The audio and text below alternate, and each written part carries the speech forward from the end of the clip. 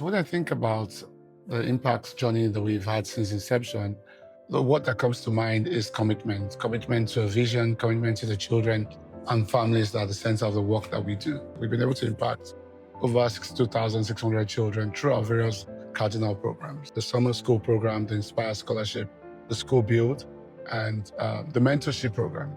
It's been very humbling to see the lives that have been changed. Also the communities who have seen a group of people come into their environments and invest in their children.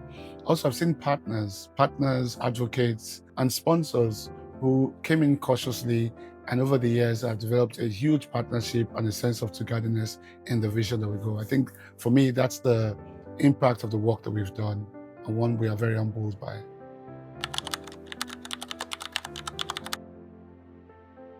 There are three reasons why we organize the summit. The first reason is the fact that we want to elevate the idea around educational equity and youth leadership. We want to bring it to the hearts and minds of people who can do something about it and act upon the vision. We also want to gather together our partners and our community to ensure that we can further shape on our ideas and be inspired to think more and improve the ambition of our vision. Thirdly is to celebrate the children that are the heart of the work that we do, to ensure that they understand that the people that are behind them are serious people, are organized, and are vested into their development.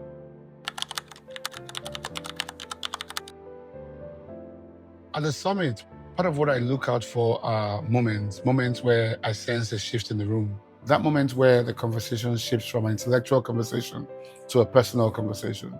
For me, one of the moments that has shaped me and I meditated upon was in one of our previous summits, when one of our guest speakers spoke about the best of us is in each of us, but the completion of us is in another person.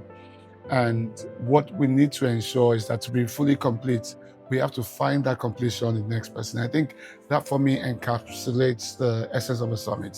I also look out for the looks on the faces of the children.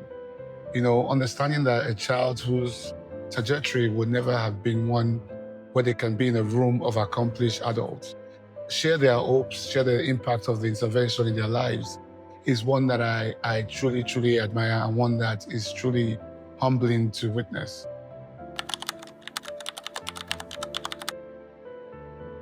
Long before I founded the Special Foundation, I looked around our environment in Africa. As Africans, we're used to being our brother's keeper.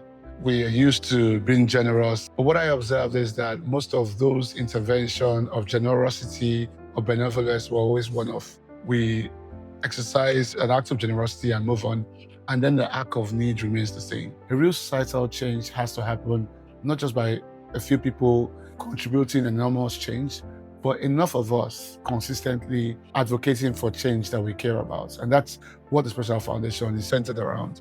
And that's why I'm also vested in the work that the Special Foundation does.